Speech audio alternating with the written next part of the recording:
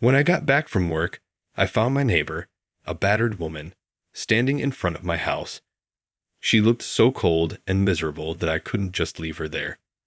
I invited her inside, offered her a bath, and made her a meal. Curious about what had happened, I asked her about her situation. 3 weeks later, a stern-looking man in a black suit knocked on my door. "Please accept the rights to a $6 million house," he said. "What?" "My name is Lucas. I'm just an average office worker, nothing special. But one thing sets me apart. My parents have passed away. If they had died from an illness or old age, it might be a common situation. But in my case, it was different. About a month after I started at my current job, I was still learning the ropes. One day, my boss approached me, looking pale. "Lucas, stay calm," the police called. "Your parents were hit by a runaway car and taken to the hospital." My mind went blank. My coworker at the next desk froze, his hand stopping on the keyboard. "We're going to the hospital now," my boss said. "I'll drive you there. Stay strong." My bosses were amazing. They took me to the hospital and stayed by my side. At the hospital, a uniformed police officer greeted me and led me to the morgue. My parents had been hit by a car driven by an elderly person who had a heart attack and couldn't brake. They died instantly, as did the driver. I collapsed, and my boss held me up, guiding me to a chair. I couldn't stop shaking. The driver's family arrived, and his son, looking about my dad's age, apologized repeatedly. "I'm so sorry, my father. I'm so sorry." My boss stepped in, protecting me.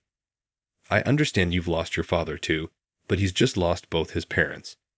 Apologizing now isn't appropriate." The man's shoulders shook. "Please come back another day with a lawyer." Thanks to my boss, I didn't lash out.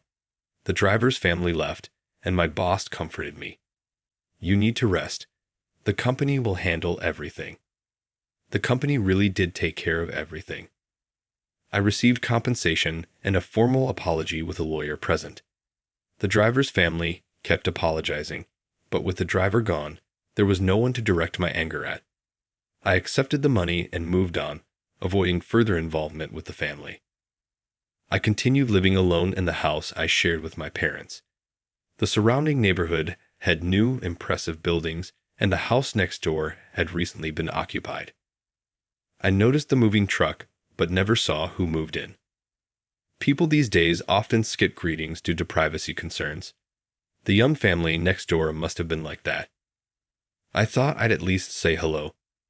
A few days later, on my way home from work, just as I was about to reach my house, I witnessed a woman walking in front of me drop her groceries as her paper bag tore. Hearing the woman's small cry, I immediately rushed over. I picked up an orange that had rolled to my feet and went over to the woman. But it would be difficult for her to carry everything home in the torn paper bag, so I offered her my own reusable bag that I always carry, saying, "Please put everything in here to take home." "What? But my house is right there," she said when I pointed to my house. "Oh, I see," she responded, sensing something odd about the context. It seemed the woman lived in the luxurious house next door. The woman's name was Emily. Emily was, how should I put it, extremely thin, and her voice was faint and small when she spoke. Emily seemed a bit surprised to learn I lived next door. Well, I can say I don't understand that feeling. After all, my house is so run down you couldn't even flatter it by calling it a nice home. "Oh, I'm sorry. I just assumed an elderly person lived there." "No, it's an old house, so it can't be helped," I replied to the apologetic Emily with a wry smile. I'm sorry for not introducing myself. My husband said moving and greetings aren't necessary these days. So I figured as much. I know many people nowadays think neighborly relations are unnecessary. About this reusable bag, I'll return it right away, so please wait a moment." Emily hurried inside, saying that. I watched her go, and after waiting a bit, Emily came back holding something. The neatly folded reusable bag and beautifully wrapped cookies. I'm pretty confident in my baking. Please have some if you'd like. Inside the cute wrapping were delicious-looking cookies that could pass for store-bought. The simple bite-sized round cookies looked like something you'd make at home with kids. Thank you. Did you make these with your children? No, I don't have kids. It's just me and my husband living here. I see. Even if I wrap them like this, I'm the only one who eats what I make, but I enjoy both making and eating sweets. I could tell that Emily, who smiled softly like that, really loved baking. However, the fact that she's the only one eating them means her husband probably doesn't eat these sweets. Thanks for the cookies. I said a quick word and opened the wrapping on the spot to eat a cookie. The bite-sized cookie had a vanilla flavor and crumbled softly in my mouth. It was truly delicious, no flattery needed. Delicious. It's been a while since I had such tasty cookies. I can feel your passion for baking. I expressed my thoughts, including my gratitude.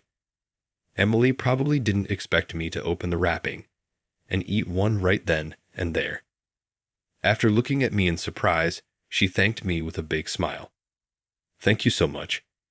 It started from that day.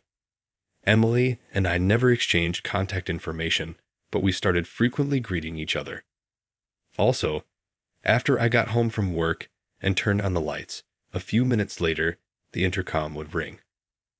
My intercom is an old one that goes ding when pressed and dong when released. But when I went to the front door, Emily had started bringing me sweets. At first, I intended to refuse. After all, she was a married woman, and I understood this wasn't exactly praiseworthy behavior. However, her actions clearly stemmed from a desire for someone to eat the sweets she made. Talking to her, I learned that Emily's husband, Mark, was devoted to his work, and the couple never went out together. They were still a young couple, but with no kids, their life must have lost its color. Could she be lonely like me? I realized Emily's loneliness. Once I did, I couldn't flatly refuse and started accepting her sweets and giving my thoughts, saying things like, "Yesterday's baked goods had a great texture and went well with coffee. I like them." Or, "Those crispy sweets are perfect when you want a little snack. They're bite-sized, so you can eat them while working." I could have as many as I want. This became the norm. Emily would then head home, looking blissfully happy with a big smile. I spent several weeks like that. I know this lifestyle isn't good. Emily is a married woman, yet I found myself growing more and more fond of her presence. My heart, which had gone cold after suddenly losing my parents, was starting to feel warm again. Just seeing Emily's smile made my wintry night-like heart feel the warm rays of a spring sun. I never visited her house. I just waited for Emily to bring me sweets. Then, one day, Emily stopped bringing sweets. She had been bringing them every other day, if not every day. Did her husband find out? A wife bringing homemade sweets to a single man's house? It's only natural to suspect infidelity. I'm innocent, but from the husband's perspective, he can't be at peace. It's going to be lonely again. Ever since Emily stopped coming, I've been feeling the same loneliness as when I lost my parents. No, even greater loneliness than back then. I've been spacing out more at work, making even my boss and manager worry. I don't really have any hobbies, so nothing is fun, no matter what I do.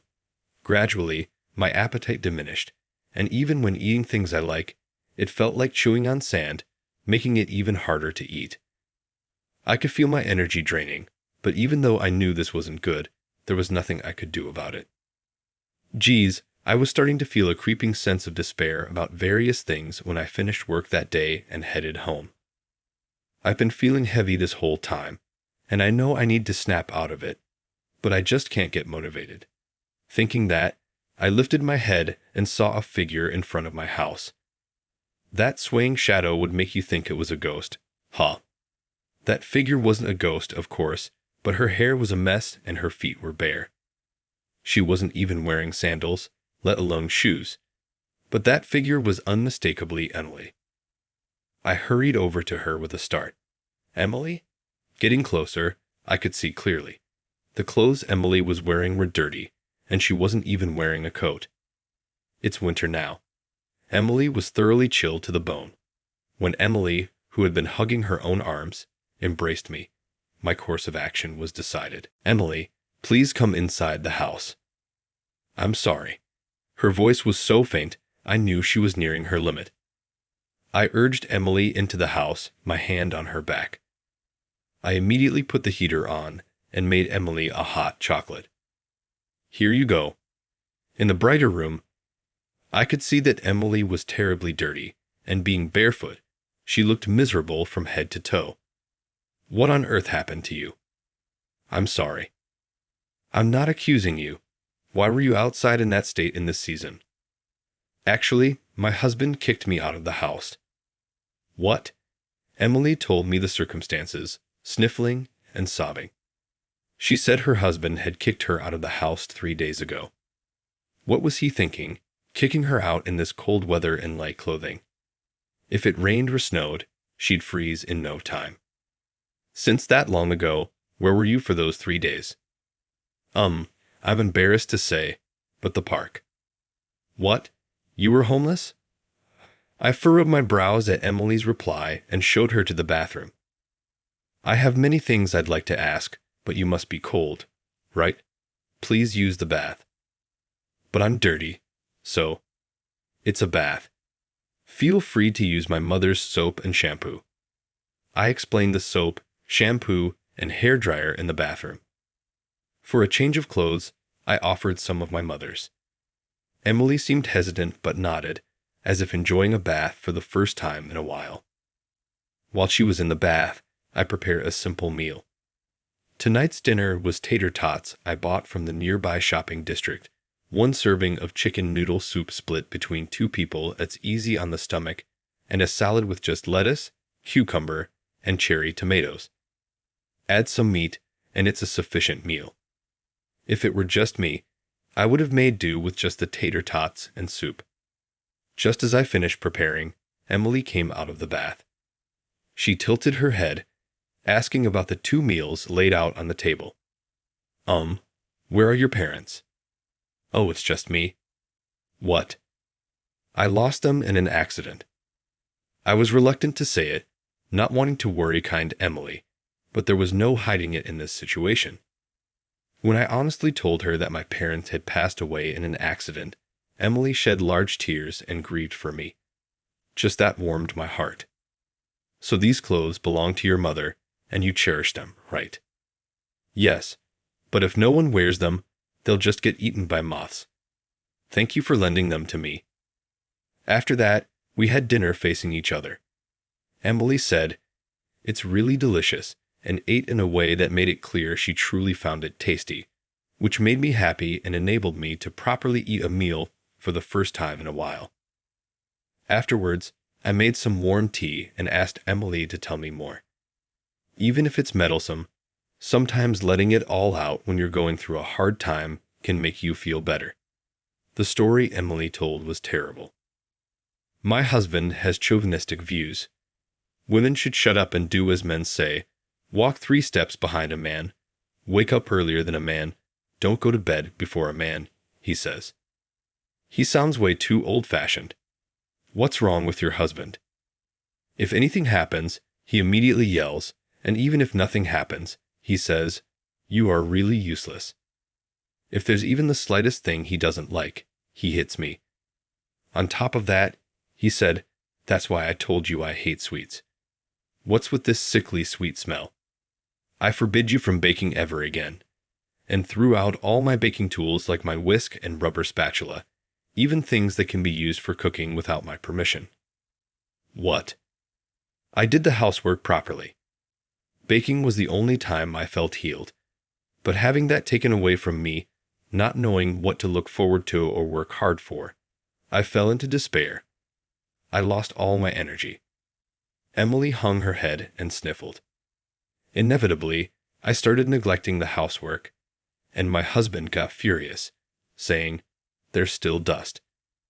I told you to always have at least 3 side dishes. There are still wrinkles in my shirt."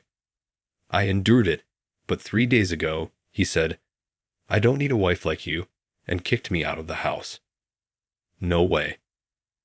I was at home, so I wasn't wearing a coat, and I didn't have my wallet or phone. I had nowhere to go, barefoot. I could tell that Emily, covering her face with both hands, was in really bad shape. "Did you contact your parents' home?" "No. Actually, my mother passed away from illness a long time ago, and I was raised by my father the whole time." "What?" "When I got married, my father was overjoyed and said, 'Now I can rest easy.' I wanted to put my father's mind at ease. With only that in mind, I did my best and couldn't rely on anyone. For those 3 days, I had been sleeping in the park, but when I reached my limit in terms of hunger and mental state, my feet unconsciously turned toward your house." Emily's story was pretty harsh. "I'm sorry for bothering you, not just today, but up until now," Emily said. "You figured out that I was bringing sweets because I wanted to hear your thoughts and be praised, right? I'm really selfish. I'm sorry." Emily apologized to me while crying. "You don't need to apologize, Emily. More importantly, let's go to your father's place." "But I don't have parents anymore." "But you have someone you can rely on, and just maybe, I think your father would be happy if you relied on him." "You think so?" "Yeah, it's better to say what you can while they're still alive. If you regret not saying something after losing them, it'll be too late." When I persuaded her like that, Emily shed tears again. The next day, I lent Emily some of my mother's clothes and a bit of money, and she got in a taxi to go back to her parents' home. 3 weeks passed since I sent Emily back to her parents' place. Suddenly, a stern-looking man in a black suit came to my place. I felt like pretending I didn't see him and closing the door. The reason I didn't was because the man introduced himself as Emily's father. Believing his words, I invited him inside my house. I showed him to the living room of my old house, served tea, and we sat facing each other. He straightened his posture and looked straight into my eyes. "Thank you for convincing my daughter to come back home." "No need to thank me. So your daughter was able to safely return home." "I see. To be honest, I was worried her husband might obstruct her, so I was relieved. I am Emily's father, Brandon. My daughter is a bit sheltered, so if you hadn't convinced her, who knows what would have happened. I can't express my gratitude enough." Brandon's words cleared up a mystery I had been pondering for a while. As I thought, Emily seemed like a well-born lady. "Please accept this as a token of my appreciation." "What?" I said, surprised. "It's a deed to a 3-bedroom house on the top floor of that high-rise condo over there. Market price is $6 million. Here you go," he said, placing the deed on the table. Surprised by the sudden offer, I pushed the deed back and refused.